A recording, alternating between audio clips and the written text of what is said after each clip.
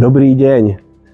Som rád, že môžem byť poslom opäť dobrých správ pre Kremnicu a okolie. Tentoraz dobrých správ zdravotníckych.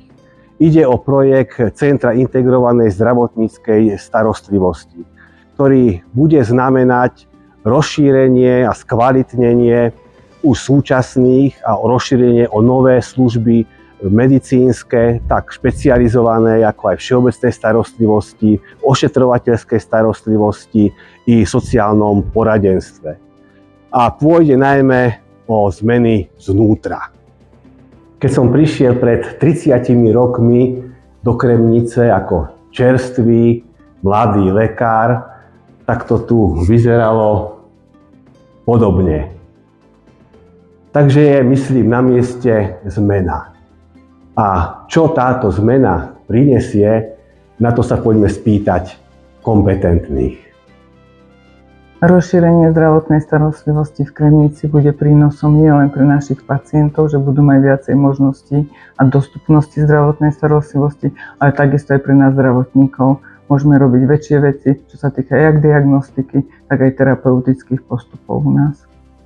Rozhodla som sa ísť do projektu a otvoriť si zubnú ambulanciu v Kremnici a tým skvalitniť starostlivosť.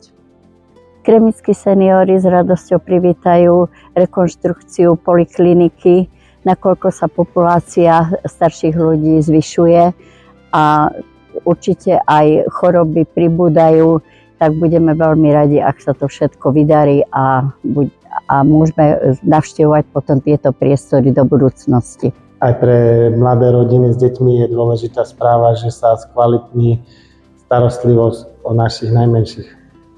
Tak ako ste už počuli, tento projekt, realizáciu tohto projektu potešíme tak ako zdravotníkov, aj všetkých občanov.